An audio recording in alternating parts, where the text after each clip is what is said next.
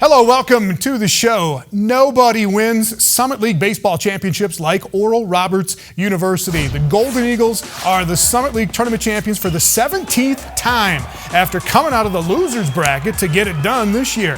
Fort Wayne beat ORU in the opening round on Thursday, but ORU comes back. They beat South Dakota State 5-2, and then they knock off IPFW twice, 4-1, and then 14-3. And Oral Roberts is the Summit League champion. They're back in the NCAA regionals again, and they will play TCU this Friday in Fort Worth, Texas. Arizona State and Gonzaga, the other side of the bracket there, but ORU moving on in NCAA tournament play in baseball. Inside the Summit League on Midco Sports Network is presented by Grand Falls Casino and Golf Resort, Dakota Land Honda, and South Dakota Corn.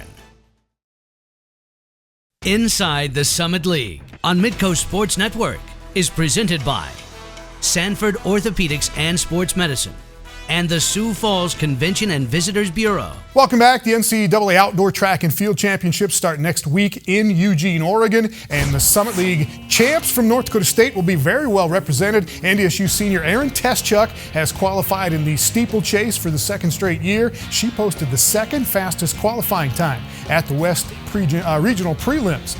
Alex Renner and Maddie Mortimer will represent the Bison men. Renner in the shot put, and Mortimer finished 7th in the javelin at the prelims, so he is going back to the Nationals for the second straight season. USD also has 3 national qualifiers. Tyvaski Lewin in the 110-meter hurdles. Emily Grove and Emily Brigham both qualified in the pole vault. Both cleared better than 13.5 feet at the prelims. Oral Roberts runners were close in several events, but they qualified just one. That is Madison Reynolds in the 400 meters. She makes nationals in that event. And Jazzelina Black of South Dakota State will represent the league at nationals. She soared just over 43 feet to finish 4th out of 48 triple jumpers at the West Regionals. Inside the Summit League on Midco Sports Network is presented by Grand Falls Casino and Golf Resort, Dakota Land Honda, and South Dakota Corn. Inside the Summit League on Midco Sports Network is presented by Sanford Orthopedics and Sports Medicine and the Sioux Falls Convention and Visitors Bureau. There were a ton of great stories in the Summit League this past season, and one of them was about a basketball player who found a home at South Dakota State after growing up in a city in Michigan that was in the national headlines a lot for all the wrong reasons. This is DeAndre Parks. This is a 6'1", 194-pound starting guard for the South Dakota State basketball team. And this is not his story. This is his reality. Away from the bright lights and shiny hardwood lies something much darker, a place routinely described as the most dangerous city in America. But to DeAndre, Flint, Michigan is home. Growing up, it was rough. It made me who I am today as far as toughness and, just competing at anything I do. A lot of drugs, a lot of guns, gang banging, a lot of deaths. You see every corner you see a liquor store, you see burnt houses down, in a row, probably the whole block. With scenes today that mirror third world countries, it's hard to imagine Flint was once the epitome of industry. General Motors was founded there, providing thousands of jobs, including one to DeAndre's grandmother. But once GM consolidated its productions, plants started to close, workers lost their paychecks, and Flint disintegrated into an abyss of poverty. It's just a poor environment, but some people make it out, some people don't. If DeAndre's childhood was any indication, he was never supposed to leave. Abandoned by his birth father at the age of 3, he saw his mom's new boyfriend sent to prison for armed robbery. So at the age of 9, my mom started talking to me like, I need you to grow up quicker than what a normal kid would do. But it wasn't long before the streets would start to make an imprint on DeAndre's life. With no sustainable income, he looked up to neighborhood drug dealers, who would use him as a marijuana runner, making up to $200 a day. At age 11, I was doing it. Mom never knew. Didn't ever plan on telling her. But I'm older now, and I thank God I wasn't caught. With easy money running around, DeAndre's lifestyle became more envious, and jealousy breeded contempt in the form of multiple gun threats. Did you ever get robbed? Yeah, I got robbed. 10th grade year. I got robbed coming from my guy's house. I got fancy clothes on, shoes, and, just some, I call them scrubs, lowlifes who just, look for people to plot on and take what they don't have. The only thing DeAndre had away from the seedy underworld of Flint was the hardwood. I'm not really like a school guy, but I love the game of basketball and I'll do anything to play it. DeAndre excelled as a star player at Flint Northwestern High School. But in the summer between his junior and senior years, his close friend Ray was murdered after attempting an armed robbery. And DeAndre nearly went down a path seemingly predetermined by the city's conditions. We all wanted revenge. We planned on it. We plotted. We even talked about doing it. I mean, we all had guns at that age, so it was easy for us to go over there and just shoot up his house and kill whoever in there. My mom kind of talked me out of it. She's like, you do this, think about what's gonna happen with your brothers and sisters. You won't see them again. A gun crime affects home. DeAndre transferred to Kingdom Prep in Columbus, Georgia, got his high school diploma, and enrolled at Iowa Lakes Community College. I would say if I didn't go to prep school, I'd probably be doing what I seen everybody else do, or I'd probably be dead. DeAndre may have used his athletic ability to escape Flint, but Flint's problems have an inability to escape DeAndre. How many friends or family members died before you came to college? It's been a few. I'm trying to count them off in my head now. It's been 11. His mind and heart were in Flint, but his body was in Estherville, Iowa, trying to attract the attention of a Division I school. His head coach at Iowa Lakes, Troy Larson, was a former assistant at South Dakota State, and that led to a conversation with SDSU head coach Scott Nagy. There's so many fingers that run through his family, and I didn't know every single situation that was going on there, and I'm not even sure I still do. But I think when we recruited him, I mean, we understood that we were getting a kid from a pretty tough situation. DeAndre jumped at the chance to come to Brookings, a tranquil city that provided an atmosphere most take for granted, but DeAndre accepted with open arms. Nobody hates anybody, nobody want to kill anybody. And I had to adapt to that. I'm just thankful to be here and see like a different community culture.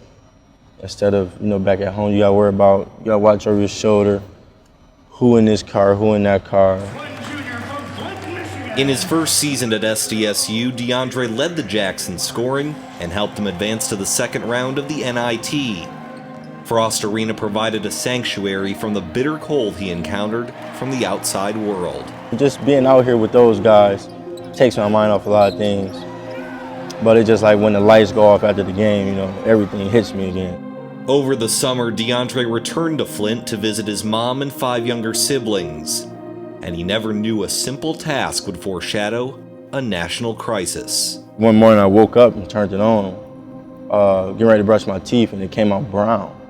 But we kind of knew something was going on with the pipes then, but the full story wasn't out about the lead in the water. After the city of Flint changed its water source in 2014 to the Flint River, untreated water caused lead from aging pipes to leak into the supply. Now DeAndre's family can only shower once a week, and his mom has to drive upwards of 2.5 hours just to find bottled water. But no matter the precautions, the damage has already been done. My mom's real scared of it. My 2 little brothers were just diagnosed with lead poisoning. So she don't want to take like a higher risk of them being affected anymore. My 3-year-old brother can't talk because of the lead poisoning.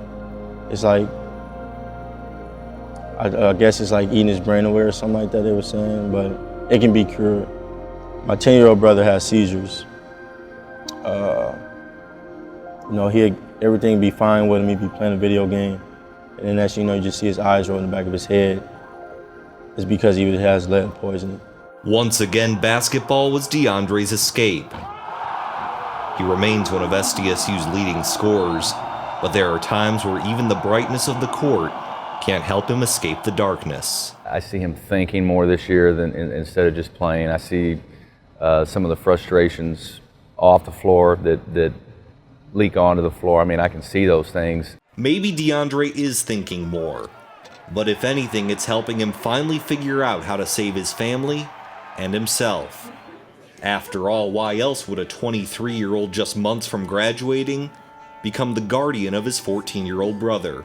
He was disrespecting my mom, staying out late. I took it upon myself. You know, I'm like, something down here with me. Something down here with me, let me take some of the stress off your back. Even in the midst of his senior season, when college athletes are supposed to be relishing their final days before entering the real world, DeAndre understands basketball, unlike family, won't last forever. You know, moving down here, he see guys like me, George, Jake, you know, everybody on the basketball team doing something different than worried about fancy clothes and fancy jewelry and driving a nice car and having money in your pocket. I told him that's short term. And, you know, going to college can't help you long term. Whether he plays professionally somewhere or doesn't, basketball is going to end. And so then the question is going to be, what are you going to do with your life? You know, are you going to be prepared for when it's done? Life has certainly been colorful for DeAndre Parks. With tattoos honoring those he's lost and the city's landscape permanently on his mind and near his heart, Flint will always define where DeAndre's from. But it will never define who he is. Basketball players may be measured by numbers, but DeAndre's determination, motivation, and effort will ensure he never becomes a statistic. God put his toughest soldiers through the toughest moments, and I've been through a hell of a lot. And you know, I'm still here, I'm still happy, still playing the game of basketball. I will continue until it's time for me to put it away. Inside the Summit League on Midco Sports Network is presented by Grand Falls Casino and Golf Resort, Dakota Land Honda, and South Dakota Corn. Inside the Summit League on Midco Sports Network is presented by Sanford Orthopedics and Sports Medicine and the Sioux Falls Convention and Visitors Bureau.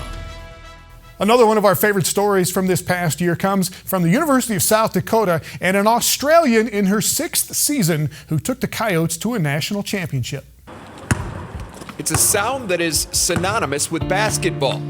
It may not define Nicole Seekamp, but it most certainly describes her.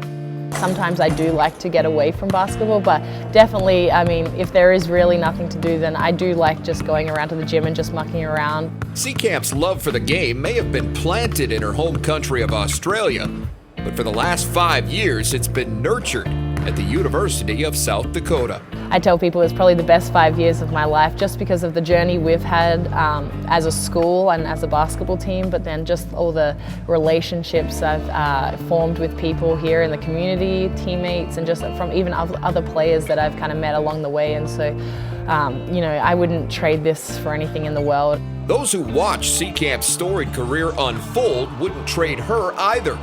Amy Williams had a front row seat for every one of the big-time shots and dazzling defensive plays Seekamp made for the Coyotes, and admits she was often as amazed by what she saw as anyone else.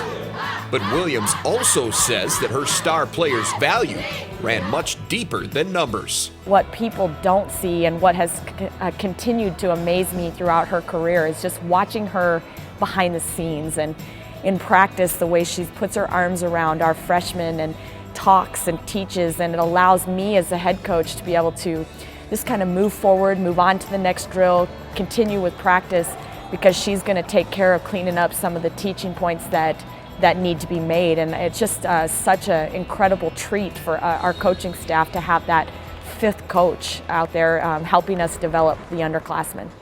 Every player like that deserves a happy ending. But it didn't always appear that Seekamp was going to get hers. Due to an NCAA eligibility ruling that was handed down before she ever played a game at South Dakota, most, including Seekamp, thought the 2014-15 season was going to be her last.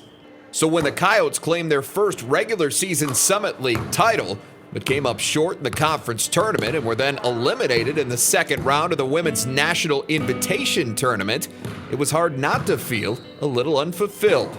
I was a little disappointed. I mean, we did have a great year, and everyone did say that, we went 26-8, which is a really good record. But I think, we knew that we were a much better team than what we kind of finished that year out like, and I think everyone kind of felt like we could have done better. Fortunately, that disappointment would be short-lived.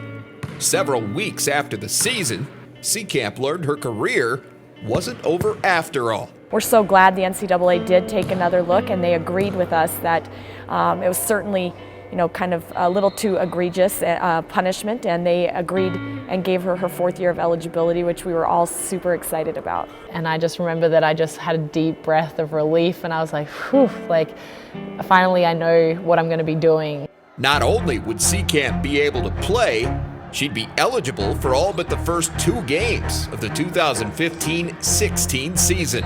2 games is nothing. That's what I thought then. At that point, I was thinking that 10 games would be nothing. I'm thankful that that wasn't the end for me or my teammates, and I think that kind of was a motivator for this year. When I did find out that I got my year back, I think we were all a little bit kind of refocused, and we didn't want that to happen again.